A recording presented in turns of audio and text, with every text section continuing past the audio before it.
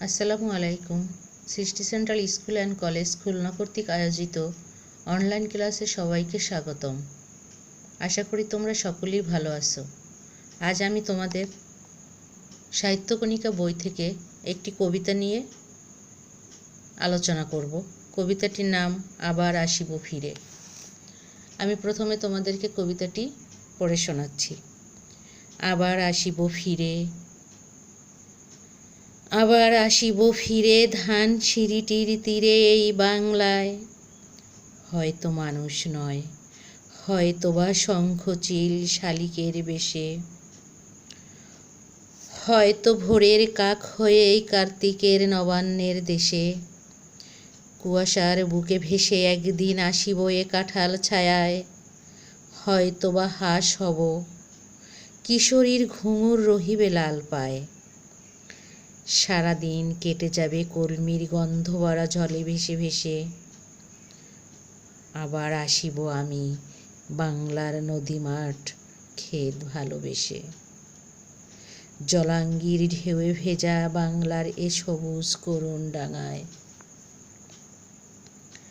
হয়তো দেখিবেছে সুদর্শন উড়িতেছে সন্ধ্যার বাতাসে। হয়তো শুনিবে এক লক্ষ্মী পেঁচা ডাকিতেছে শিমুলের ডালে। হয়তো খইয়ের ধান ছড়াতেছে শিশু এক উঠোনের ঘাসে। রূপসার ঘোলা জলে হয়তো কিশোর এক সাদা ছেঁড়া পালে। ডিঙাবায় রাঙা মেঘ সাতরায়ে অন্ধকারে আসিতেছে নীরে। দেখিবে ধবল বক, আমারেই পাবে তুমি ইহাদের ভিড়ে। তো সবাই কবিতাটি তো শুনলে, তাই না? তো এখানে দেখো মজার একটি কথা বলছি। জীবনানন্দ দাশ যখন কবিতা লিখতেন তখন তার কবিতার একটু ছন্দ ছিল অন্যরকম। অন্য সব কবিদের মতো তার কবিতা কিন্তু নয়, একটু আলাদা। এখানে দেখো এই কবিতাটিতে 14টি লাইন আছে। প্রথমে দেখো প্রথম পংক্তিটিতে আছে 8টি লাইন। এই 8টি লাইনকে বলা হয় অষ্টক এবং শেষে আছে 6টি লাইন। এই 6টি লাইনকে বলা হয় ষষ্ঠক। এবার দেখো জীবনানন্দ দাশকে কিন্তু সনেটের প্রবর্তক বলা হয়। তার কবিতার ছন্দ দেখো কীরকম। এখানে আছে আবার আসিব ফিরে ধান সিঁড়িটির তীরে এই বাংলায়। পরের লাইনটির সঙ্গে দেখো এই লাইনের কোনো মিল নেই। হয়তো মানুষ নয়, হয়তো বা শঙ্খচিল শালিকের বেশে। এই লাইনটির সাথে তার পরের লাইনটির কিন্তু মিল রয়েছে। হয়তো ভোরের কাক হয়ে এই কার্তিকের নবান্নের বেশে। এখানে দেখো প্রথম লাইনের সঙ্গে চতুর্থ লাইনের মিল বাংলায় এবং ছায়ায়, এবং দ্বিতীয় লাইনের সঙ্গে তৃতীয় লাইনের মিল দেশে এবং বেশে। এটাই জীবনানন্দ দাশের কবিতার একটি অন্যরকম ধারা।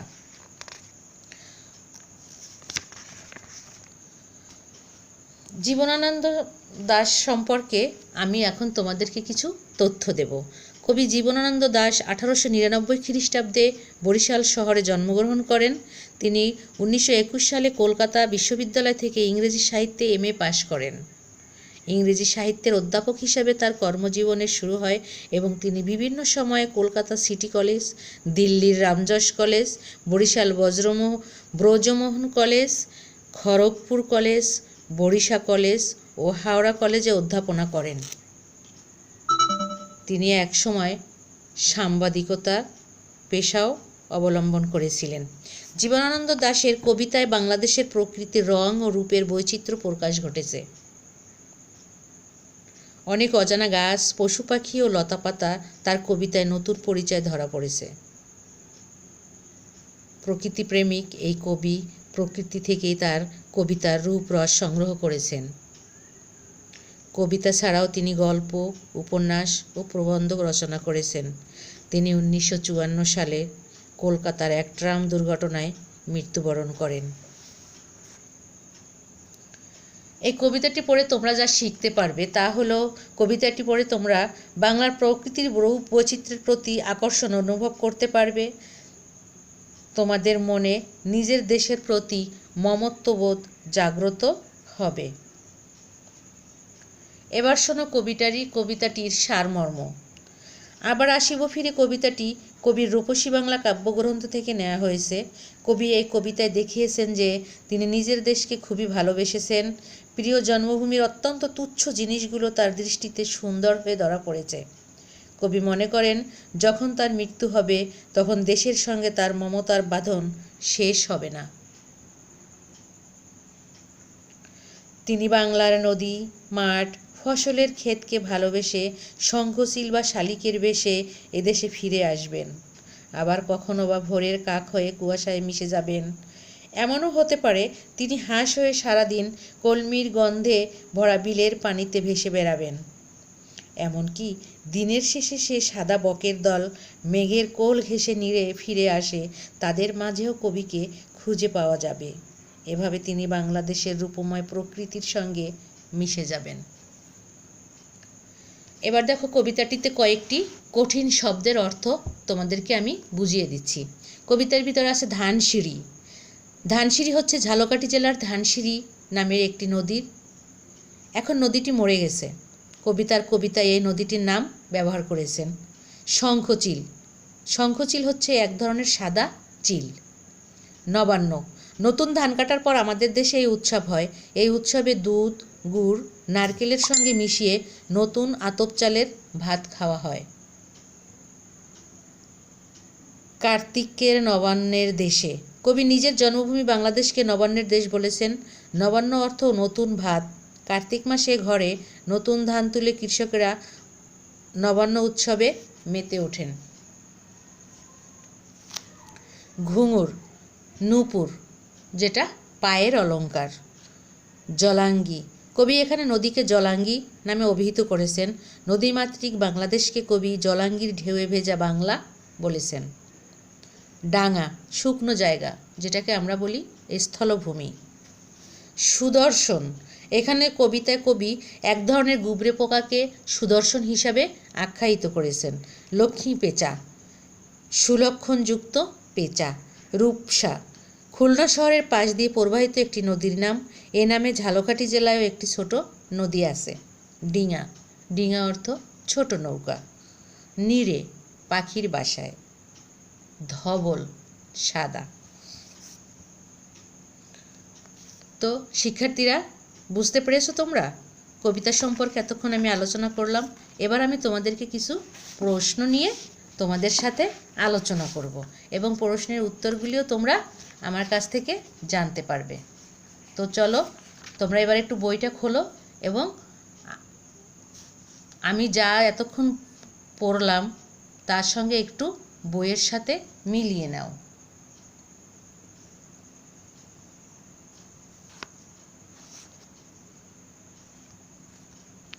কি নিয়েছো তো? মিলে যাচ্ছে আমার কথার সাথে বইয়ের কথাগুলি?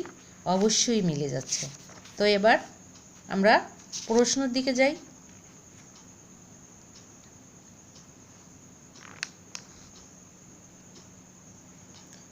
হয়তো মানুষ নয়, হয়তো বা শঙ্খচিল শালিকের বেশে। এই লাইনটি দ্বারা কি বোঝানো হয়েছে? ভোরবেলা শান্ত স্নিগ্ধ পরিবেশ অতি মনোরম। সাধারণত ভোরবেলা কাকি প্রথমে ডেকে ওঠে এই বাংলায়। কার্তিক মাসে নবান্ন উৎসবে মেতে ওঠে কৃষকরা। কবি ভোরের কাক হয়ে নবান্ন উৎসব মুখর দেশে ফিরে আসতে চান।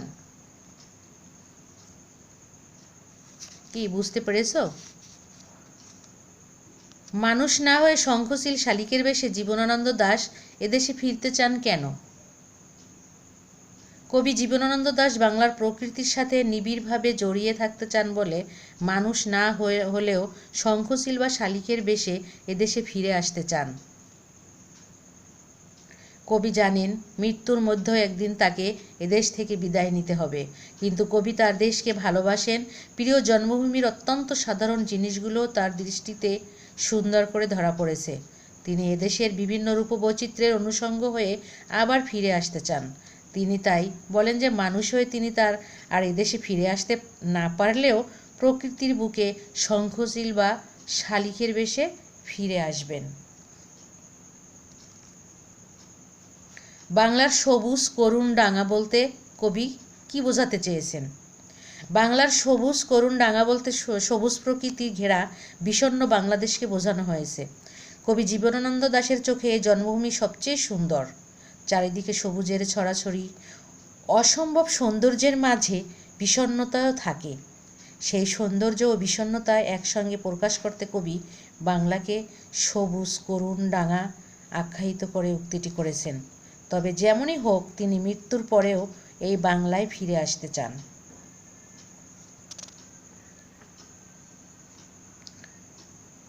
নবান্নের দেশ বলতে কবি কি বুঝিয়েছেন? নবান্নের দেশ বলতে কবি শস্য সমৃদ্ধ বাংলাদেশকে বুঝিয়েছেন। বাংলাদেশ প্রকৃতির লীলা নিকেতন। এদেশে দিগন্ত জোড়া ফসলের মাঠ, কৃষকরা সারাদিন মাঠে নানা কাজে ব্যস্ত থাকে।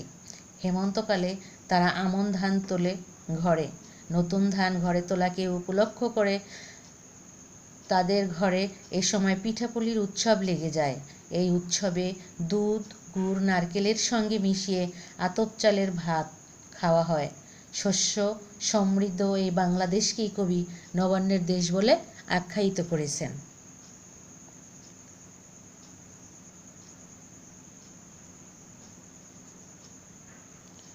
সারাদিন কেটে যাবে কলমির গন্ধ ভরা জলে ভেসে ভেসে। কবি এখানে এই লাইনটি দ্বারা কি বোঝাতে চেয়েছেন? সারাদিন কেটে যাবে কলমির গন্ধ ভরা জলে ভেসে ভেসে। এখানে কবি মূলত বাংলার প্রকৃতির সাথে কবির মিশে থাকার ইচ্ছে ব্যক্ত করেছেন। কবি প্রিয় জন্মভূমিকে গভীরভাবে ভালোবাসেন বলে মৃত্যুর পরও তিনি ফিরে আসতে চান বাংলার মাটিতে, মিশে থাকতে চান বাংলার প্রকৃতিতে। কবি জানেন না তিনি কি হয়ে ফিরে আসবেন বাংলার মাটিতে। হয়তো হাঁসের রূপে তিনি ফিরে আসবেন। তখন তার সারাদিন কেটে যাবে কলমির গন্ধ ভরা জলে সাঁতার কেটে। উপরোক্ত লাইনটি দ্বারা কবি একথাই বোঝাতে চেয়েছেন। কবি বাংলাদেশকে জলাঙ্গির ঢেউয়ে ভেজা বলেছেন কেন?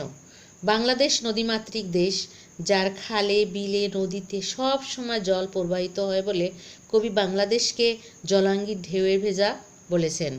নদীর দেশ বাংলাদেশ। নদীগুলো এদেশের প্রাণ। নদী যেন প্রতিনিয়ত ধুয়ে দিচ্ছে এদেশের মাটি তার শীতল ধারা। এদেশের নদীগুলো অর্থনৈতিক উন্নয়নে বিশেষ ভূমিকা রাখে। তাই কবি এদেশকে জলাঙ্গির ঢেউয়ে ভেজা বলেছেন।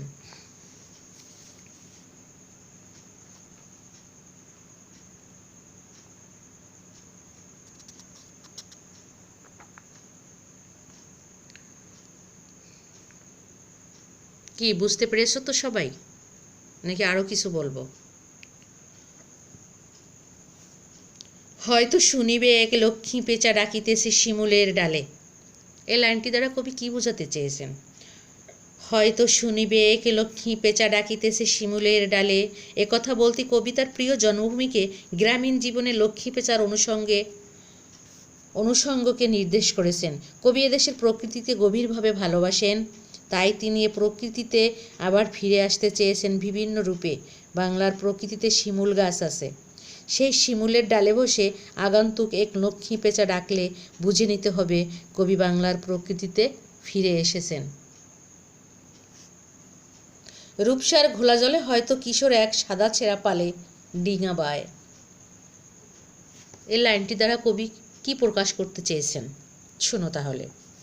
রূপসার ঘোলা জলে হয়তো কিশোর এক সাদা ছেঁড়া পালে ডিঙা বায়। এদেশের ছোট ছোট নদী কিশোরদের নৌকা নিয়ে ঘুরে বেড়ানো তাদের স্বাধীনতাকে নির্দেশ করেছেন। এদেশের প্রকৃতির মতো নদীকেও কবি ভালোবেসেছেন গভীরভাবে।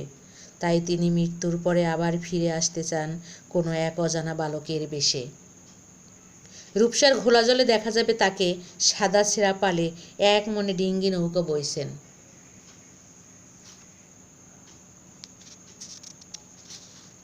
কি বুঝতে কি সমস্যা হচ্ছে তোমাদের? তাহলে কবিতাটি আবৃত্তি শুনলে, কবিতার শব্দার্থ শুনলে, কবিতার মূল ভাব শুনলে এবং কিছু অনুধাবনমূলক লাইন আমি তোমাদের সাথে আলোচনা করলাম। তো এবারে আসা যাক, তোমাদেরকে কিছু আমি জ্ঞানমূলক প্রশ্ন করি। এবং এই প্রশ্নের উত্তরগুলি তোমরা কি করবে, খাতায় লিখে ফেলবে, প্রশ্নসহ খাতায় লিখে ফেলবে। তাহলে আসো শুরু করি। আবার আসিব ফিরে কবিতাটি কোন কাব্য থেকে নেওয়া হয়েছে? জলাঙ্গি কি? ধবল শব্দের অর্থ কি? রাঙা মেঘ সাতরায় কি নিরে ফিরছে? লক্ষ্মী পেঁচা কোথায় ডাকছে? জীবনানন্দ দাশ কোন শহরে জন্মগ্রহণ করেন? সাদা বকের দল কখন নিরে ফিরে আসে? লক্ষ্মী পেঁচা কোথায় ডাকছে? কবি আবার কোথায় ফিরে আসতে চেয়েছেন? কবি এদেশকে কিসের তীর বলেছেন? কবি নবান্নের দেশে কোন বেশে আসবেন? কুয়াশার বুকে ভেসে কবি একদিন কোথায় আসবেন? কে হাঁস হতে চেয়েছেন? কবি বাংলার কি ভালোবেসে ফিরে আসবেন? কবি এদেশকে কিসে ভেজা বলেছেন? লক্ষ্মী পেঁচার ডাক কোথায় শোনা যাবে? শিশু কোথায় খইয়ের ধান ছড়াবে? কিশোর কোথায় সাদা ছেঁড়া পালের ডিঙা বায়? ধবল বক কিভাবে নিরে ফিরে আসে? আবার আসিব ফিরে কবিতার কবির নাম কি?